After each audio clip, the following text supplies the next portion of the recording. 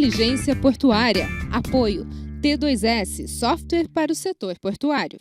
Olá, sejam bem-vindos ao Inteligência Portuária, aqui na sua TV Tati Band Litoral. Nessa semana vamos falar um pouquinho sobre consultoria aduaneira, habilitação de recintos alfandegados, combate a ilícitos, enfim, muitos temas importantes que levam em conta não só a legislação, mas as normas regulamentadoras, enfim, portarias e resoluções que regem não só o Complexo Portuário Santista, mas todos os portos pelo Brasil. Então recebo nessa semana o consultor aduaneiro Antônio Russo Filho, que também é ex-auditor fiscal, né, da Receita Federal do Porto de Santos, aqui na Alfândega Santista, que vai falar um pouquinho com a gente sobre todos esses temas. Obrigado pela presença, carinhosamente chamando de Russo, né, como todos assim o conhecem no Porto de Santos. Obrigado mais uma vez por ter vindo. Obrigado, Marcelino, obrigado pelo convite. Agradeço aí a oportunidade de falar um pouco da área que eu gosto, que está no sangue, que é a aduana brasileira, tá? Legal, Russo. Foram muitos anos, né, na Receita Federal do Brasil, especificamente na Alfândega do Porto de Santos, né? Você, de forma assim, vamos fazer uma brincadeira, pendurou a chuteira em 2014, é isso? Isso, em 2014, depois de 33 anos trabalhando como auditor fiscal da Receita Federal. Iniciei a minha carreira em Manaus e vim para Santos em 88. E desde 88 até 2014 trabalhei na alfândega da Receita Federal do Porto de Santos. E aí um novo ciclo se começou, né? Uma nova carreira, enfim, acumulando toda a tua expertise técnica, administrativa e operacional na consultoria aduaneira, né? Hoje, o que faz um consultor aduaneiro? Essa profissão é comum? Qual é o dia a dia do Russo lá no escritório? Eu até faço uma retrospectiva. Durante 14 anos eu fui assessor do gabinete do delegado da Alfândega de Santos. E era frequente os empresários questionando ou perguntando como fazer a sua adequação aos regramentos aduaneiros. E a gente fazia isso como servidor público, mas ainda era de uma maneira pequena, rápida, respondendo ao questionamento momentâneo. Aí eu vi a necessidade que as empresas têm de um consultor permanente. Então, todas essas dúvidas recorrentes, eles contratam um consultor que tem a expertise não só na interpretação da legislação, porque isso, né, um advogado, a interpretação da lei, da norma, é uma parte para você atender aos requisitos aduaneiros. Outra parte é a prática, a influência nos teus procedimentos. Então, a consultoria presta para que você, como empresário que tem que atender aos requisitos aduaneiros, atenda isso da maneira mais confortável possível, sem um reflexo negativo na sua produtividade e tranquilo em relação a uma eventual fiscalização que você não vai ser autuado por descumprimento. Agora, Russo, eu entendi, né? Você atua diretamente na aplicabilidade, né, do conhecimento, ou seja, na aplicação, não fica só na teoria jurídica ou legal do que a legislação prevê, mas de forma rápida, se a gente pudesse colocar quais são os passos que um recinto deve dar para estar em conformidade legal diante das exigências da Receita Federal do Brasil, quais seriam os passos? Primeiro vai na Receita, ou primeiro consulta um consultor? Qual seria a burocracia, a documentação? Qual seria uma linha do tempo, assim, ecologicamente correta, vamos dizer? Vamos falar como exemplo um terminal portuário novo para operar no comércio internacional, recebendo atracação de navios, por exemplo, e operando esses navios. Para isso, ele precisa receber o alfandegamento por parte da Receita Federal. Para atender a essas exigências, com o objetivo de receber esse alfandegamento, ele precisa cumprir uma série de requisitos em termos de instalações, sistemas, procedimentos, acesso aos sistemas da Receita Federal, né? Hoje, Portal Único que está aí, que é a ferramenta que se utiliza pela Receita Federal e outros órgãos. Diminuindo muito o papel, né? Diminui papel, né? Em complementação, eu posso dizer que ocorreram alguns movimentos lá atrás falando sobre porto sem papel. E eu sempre dizia, naquela ocasião, como assessor da alfândega, dizia que na Receita Federal e na alfândega de Santos, principalmente, já era sem papel há muitos anos. Então, desde do início do Siscomex, em 1997, na alfândega é um órgão de controle aduaneiro que menos papel utiliza. Hoje é tudo informatizado, portal único, sistema, não tem mais papel para cima e para baixo, documento físico a ser entregue, nem nada disso. É uma segurança maior também, né? Dentro das normas, não só da LGPD, enfim, da tecnologia, do armazenamento dos dados, da consulta rápida do importador, do exportador, do dono da carga. O papel elimina muitos gargalos operacionais, né, Russo? Sim, e evita muito erro, né? Porque é mais ou menos fácil você interpretar ou ler um papel e, na hora de digitar um dado errado. Então, hoje em dia, com o portal único, cruzamento de informações via remessa de dados via sistemas, esses erros não acontecem mais. E isso se reflete, inclusive, em agilidade do processo, economia, porque não acontece erros que tem que retornar para corrigir. Então, é um avanço, é a inteligência portuária aplicada realmente no despacho aduaneiro. Tá? É um porto cada vez mais eficaz, né? Um complexo nacional cada vez mais eficaz, Sim. né? E dentro desse sentido, Russo, vou sair um pouquinho aqui do nosso roteiro, houve algum know-how exportado da alfândega do Porto de Santos para outros portos brasileiros nesse sentido? Na diminuição do uso do papel, na tecnologia, em todos os softwares que rodam hoje em torno da Receita? A gente sabe que além dos órgãos anuentes, Ministério da Agricultura, a ANTAC, a própria Abtra, que é uma associação que representa os terminais e recintos alfandegados, enfim, existem muitos sistemas operando. Esse nosso exemplo santista foi levado para outros portos?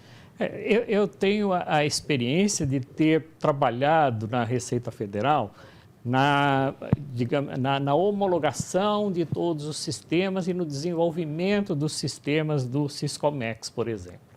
E eu era chamado para participar de todas as equipes de desenvolvimento como representante do Porto de Santos. Por que isso?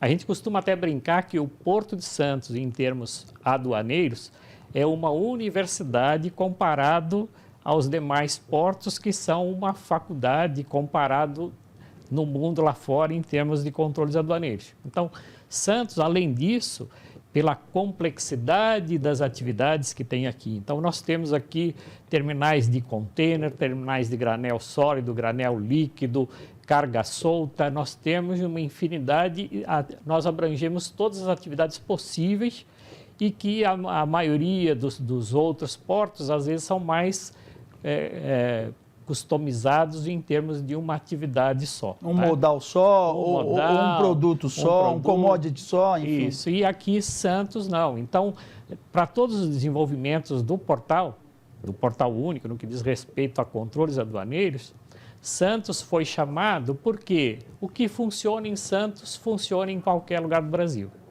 Nossa produção preparou imagens de drogas apreendidas, as formas mais criativas e audaciosas onde o crime organizado esconde esses ilícitos, né, em fundo falso de caminhões, de containers, enfim, até os containers refrigerados sofrem esse tipo de intervenção, motores de caminhões, enfim, são formas cada vez mais audaciosas de expandir o tráfico de drogas. Rapidamente, Russo, que a gente vai fazer um intervalo para o segundo bloco, qual é a diferença do operador econômico autorizado para habilitação de um recinto para exportação? São coisas distintas. Sim, sim.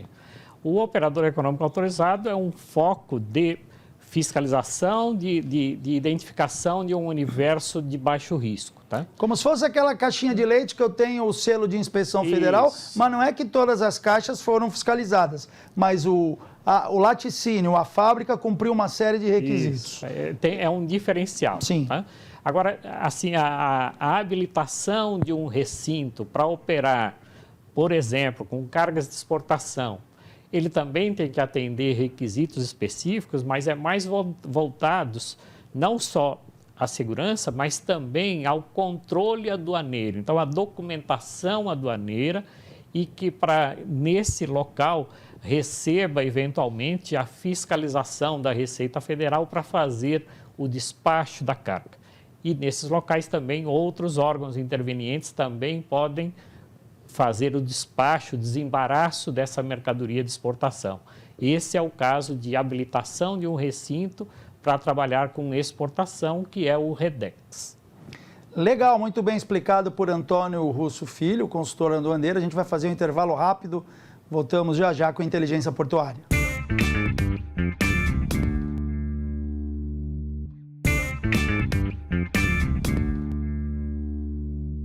Voltamos com a Inteligência Portuária desta semana, recebendo o consultor aduaneiro Antônio Russo Filho, que está falando de várias etapas desse processo de habilitação para REDEX, de consultoria aduaneira, operador econômico autorizado, enfim.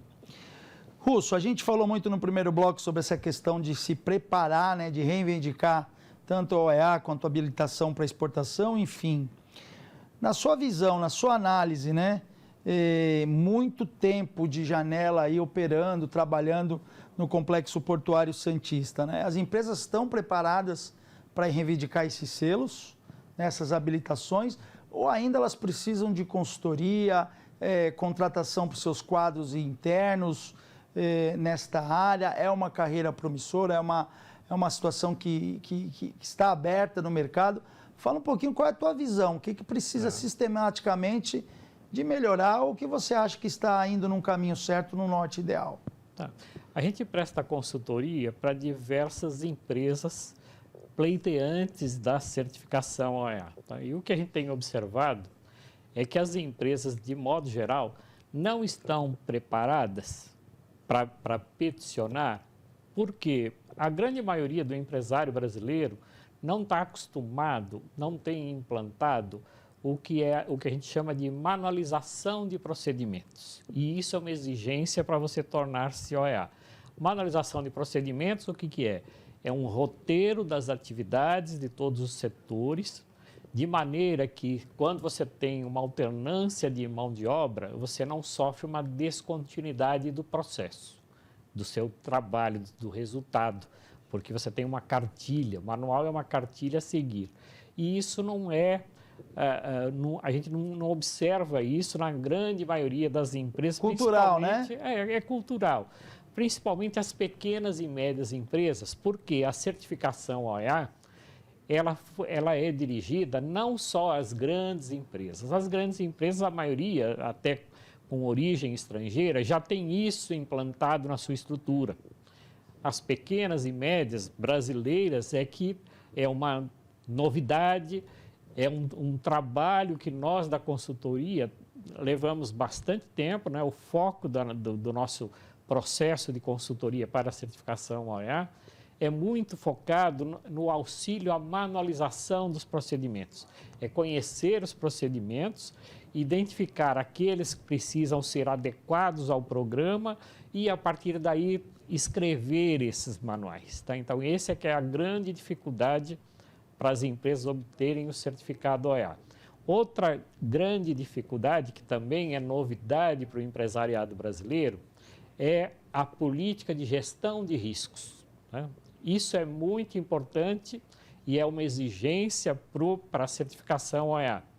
Gestão de riscos é aquilo que eu falei no começo, é você fazer uma análise de todo um contexto, identificar as vulnerabilidades. É uma autoavaliação onde você verifica as suas fraquezas e estabelece tratamentos para diminuir o seu nível de risco. Tá?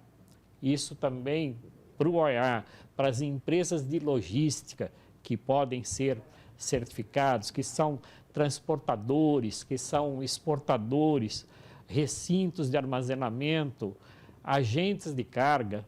Todos esses intervenientes são passíveis de certificação OEA, desde que atendam esses requisitos. E a gestão de risco e manualização é o grande problema que nós temos enfrentado, que faz com que a gente demore além do necessário para adequar a empresa para peticionar na Receita.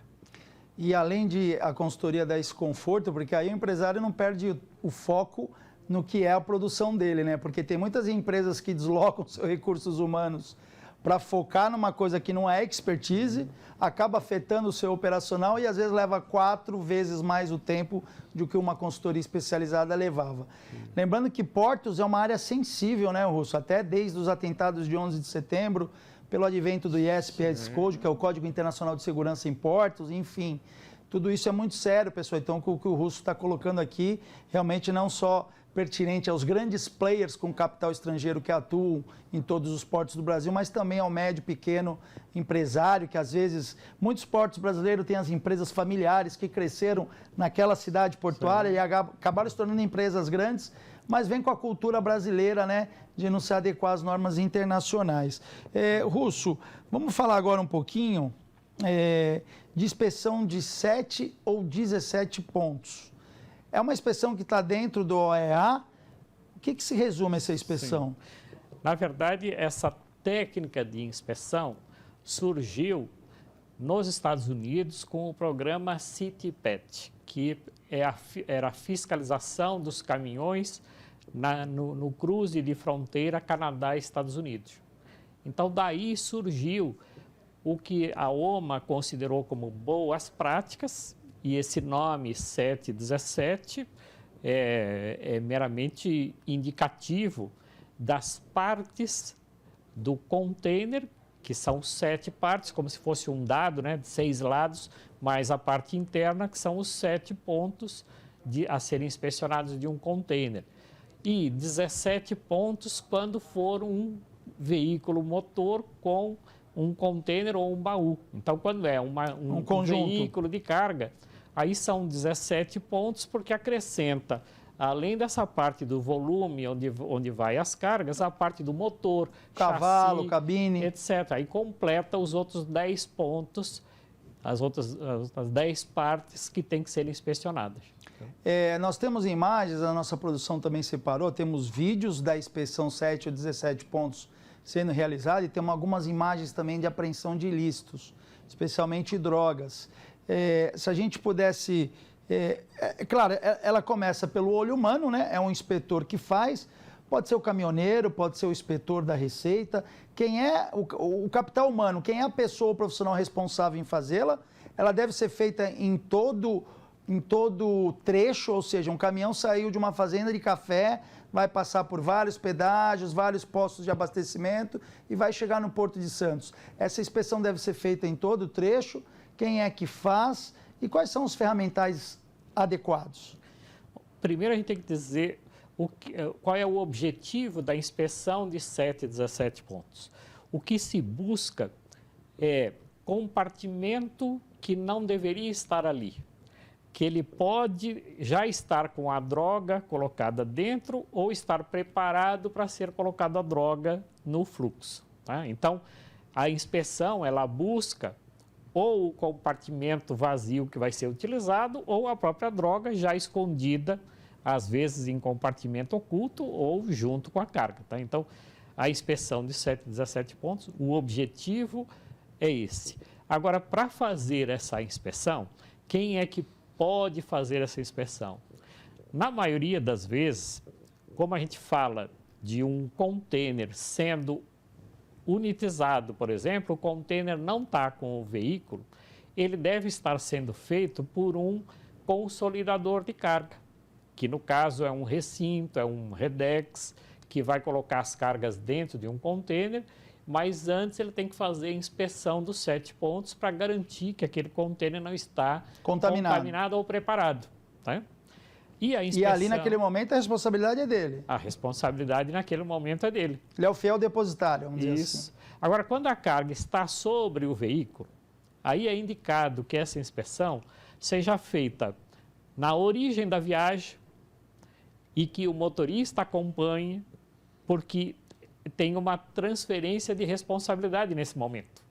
Então, quando ele está, quem está entregando a carga passa para quem está transportando a carga e ali é o motorista que é o responsável, porque ele vai para a rua, se esse veículo for parado e for encontrado uma droga lá dentro, é o motorista que vai ser responsabilizado. Tá? Então, é indicado que ele faça essa inspeção na origem e No destino também, para que ele tenha a tranquilidade que ele está entregando a carga sem ter sido contaminado enquanto estava em seu poder. Tá? E eu ainda indico, e o programa OEA também indica, mais alguma inspeção intermediária quando um fato acontece no trajeto. Por exemplo, se é uma viagem longa, que ele parou em um determinado local para dormir e sair no dia seguinte, ele tem que fazer novamente essa inspeção para ver se durante aquele período que ele teve afastado do seu veículo, a carga ou o veículo não foi contaminado. Não foram fraudadas, né? Enfim, então é uma coisa que envolve múltiplos responsáveis, múltipla atenção, né? E o inspetor, eu sei que por meio de um treinamento existem as ferramentas adequadas, né? Sim. Tem até o boroscópio, que é um equipamento que consegue entrar no tanque de combustível do caminhão, é isso? E tem alguns outros ferramentais que era bom pertencer a um kit, né? Da transportadora ou do terminal, ou até do próprio caminhoneiro, né? Esses equipamentos que é usado, indicado para essas inspeções, alguns são baratos e pequenos que eu aconselho que o caminhoneiro tenha no seu caminhão para ele fazer isso nesses eventuais inspeções fora de um determinado local. Outros equipamentos, como é o caso de um boroscópio, o que é um boroscópio? Ele é um cabo com uma luz e câmera na ponta e que você tem uma tela e você consegue ver, né? Dentro do escapamento, dentro do tanque. É como o cirurgião fazer uma endoscopia. Uma endoscopia, tá? É a mesma coisa. Esse equipamento é mais bruto, é um cabo grosso e firme que você vai inspecionar, por exemplo, embaixo do caminhão, dentro da quinta roda, em locais escuros. De difícil acesso, né? E de difícil acesso. Aí você coloca esse equipamento e vê se lá dentro não está contaminado, tá? Esse é o boroscópio. O que se usa também bastante é uma trena. Por quê? Se você quiser saber se um container tem uma parede falsa, você tem que partir de uma medição estándar, né, que é um padrão de medida, e saber se aquele container está dentro do padrão. Se ele deveria ter uma profundidade de 12 metros. Você mede, ele tem 11, então significa que tem 1 metro de parede falsa. Né? Estou falando em termos exagerados, mas se você pensar em 5 centímetros de um container, imagina quanto não cabe de cocaína. Tá? Perfeito. Então, essa medição é importante. E hoje em dia existem, né, a trena métrica comum, que é baratinha, mas tem o inconveniente que você precisa ter 2 pessoas, uma para segurar uma ponta, outra para medir. Mas existem trenas eletrônicas, que é um equipamento relativamente barato hoje em dia. De bolso, né? De bolso, que com infravermelho aponta para onde você quer e ele no display te diz a medida exata. Tá? Então, esse também é um equipamento importante. Outro equipamento necessário é um espelho para você, né, para você poder inspecionar embaixo do caminhão, né, embaixo do container, para você ver se no fundo do container não tem nada colocado, porque ele tem umas vigas e espaços suficientes para colocar muita coisa ali. Hoje em dia já foi encontrado caixas imantadas, e como aquilo é de metal, é fácil você colocar numa caixa a droga e com ímã ela grudar no fundo do container. Nem é necessário soldar, né? Às vezes com ímã. Não, é né? coisa... Por isso que a gente pede essas inspeções intermediárias, porque é coisa muito rápida. Às vezes o caminhoneiro está na fila para entrar em um terminal, já aconteceu, e na fila vem alguém, ele tem que estar olhando pelo espelho para ver a aproximação de qualquer um, porque é muito rápido colocar uma droga. Engatar ali um imã com compartimento com ilícito. Ô Russo, nosso tempo está acabando, eu vou pedir para você falar rapidamente. E além disso, né, tem o martelo de borracha, tem também o bastão, enfim, várias coisas que dá para o caminhoneiro ter na cabine e a transportadora ter no seu almoxarifado para fazer a inspeção. Rapidamente, tecnologia para fazer isso tudo já existe? Aplicativos, mobilidade? Sim. Porque assim, o caminhoneiro parou no trecho, ele pode ir lá, ó, fiz a vistoria, né? E o dono da carga ia acompanhando em tempo real. Bem rápido para a gente concluir. O que a gente tem, assim, é uma exigência do programa OEA, que é de fazer as inspeções dos 7 e 17 pontos, mas não adianta você fazer e não registrar, tá? Então, o importante é que você crie evidências de que você fez a inspeção para se livrar da responsabilidade. Então, quando o caminhoneiro ou o inspetor faz essa inspeção e verifica que não tem nada em todos os 17 pontos, ele tem que registrar isso para que fique, né, a prova de que aquilo foi feito. Hoje em dia existem aplicativos para celular. Um deles tem a empresa iPort Solution, desenvolveu um que eu estou homologando, estou conhecendo. É um aplicativo onde o caminhoneiro vai fazendo as inspeções, vai registrando o resultado. Em tempo real. Em tempo real. E transmite. Então, aquilo lá, quando ele transmite, tem o georreferenciamento, onde é que ele fez, qual é o horário que ele fez e o resultado daquela inspeção. Isso é uma prova incontestável numa eventual, né, fiscalização, né? Contra a prova, ele se exime da responsabilidade com uma evidência contundente. Ou seja, até onde eu cheguei com a carga, ela estava resguardada, né? Dali para frente já não era minha responsabilidade. E o aplicativo, a inteligência artificial, né? A tecnologia vai de encontro a essa necessidade. Russo, você já está convidado para voltar aqui mais vezes para falar não só de tecnologia, mas também das questões da Receita Federal do Brasil, no quesito consultoria e apoio ao empresariado brasileiro, enfim. Suas despedidas finais, muito obrigado pela presença. Agradeço, espero ter atendido às expectativas e que dúvidas sejam encaminhadas.